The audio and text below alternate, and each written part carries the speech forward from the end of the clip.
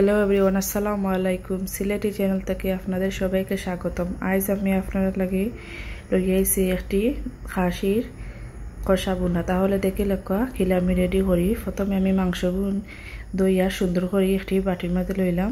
দক্কা এখানে খুব সুন্দর একটি মাংস, খুব সুন্দর একটি কালার।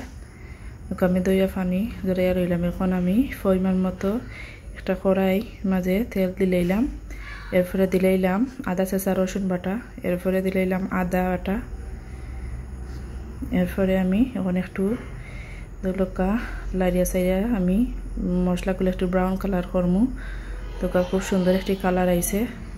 এখন আমি পেঁয়াজ দিলাইমু। পেঁয়াজ কুচিগুলো আমি আগটাকে রাখছিলাম কুচি কইরা দোকা পেঁয়াজ কুচি দিলাইলাম। সব মশলা এখানে মিক্স করমু কইরা এখন আমি পরিমাণ মতো অল্প একটু লবণ দিব, কারণ লবণটা দিলাইলে মশলা গুণ সিদ্ধ হইতে খুব ভালো হয় মজে সকাল সকাল। এর লাগে খুব সুন্দর একটি কালার।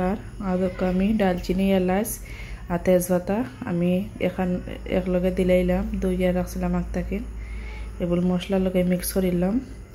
তো এখন আমি দিলাইমু মাংস গুণ। মাংসের লগে মশলাগুলো আমি সুন্দর করে মিক্স করমু। হইরে আমি 5 মিনিটের লাগি জালও রাখমু, আর আগুনটা একটু কম রাখমু।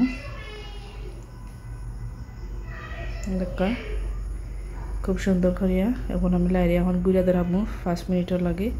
5 মিনিট পরেও দোকা খুব সুন্দর একটি কালার আইছে। ওদেরকে এখন একটু লাড়িয়ে আমি দিমু উলট পালট কইরা মাংসগুলা।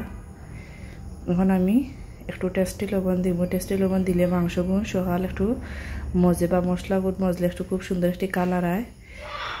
ওদেরকে এখন আমি দিলাইমু মশলা। প্রথমে দিলাইলাম আমি হলুদ, এরপরে দিলাইলাম বাহর, এরপরে এখন দিলাইলাম মরিচ, 2 চামচ মরিচ দিছি। এরপরে আমি দিলাইলাম জিরা, এর বাদে পাঁচফোড়ন। এখন আমি সবগুলো মশলা একলগে মিক্স করবো। ওদেরকে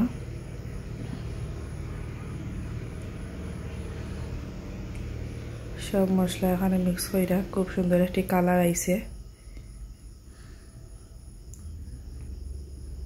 এখন আমি সুন্দর করে মশলাগুলা মিক্স কইরা এখন আমি 3 মিনিটের লাগি গুঁড়া তো রাখমু। দোকা 3 মিনিট পরে আমি ওদোকা খুব সুন্দর একটি কালার আইছে। ওদোকা একেবারে কোনো পানি নাই, সব পানি শুকাই গেছে। এখন আমি অল্প একটু পানি দিয়া আমি আরবার 5 মিনিটের লাগে জালে বইলাম। ওদোকা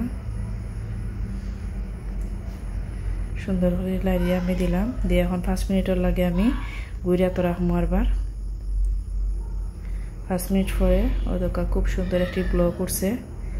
মশলা এখন একটু লাড়িয়ে আমি আরবার ধরলাম। ওদোকা খুব সুন্দর এখন জাল লইয়ে খুব সুন্দর একটি সিদ্ধ হয়েছে। আমি পরিমাণ মতো পানি দিলাইলাম। মাংসগুলো সিদ্ধ হয়ে গেছে।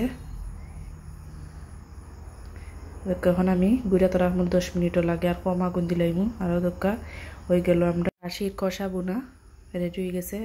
আর আমার চ্যানেলটি লাইক ও সাবস্ক্রাইব করে থাকবা দিবা। আর আপনারা সকল ভালো থাকবা। আল্লাহ হাফিজ।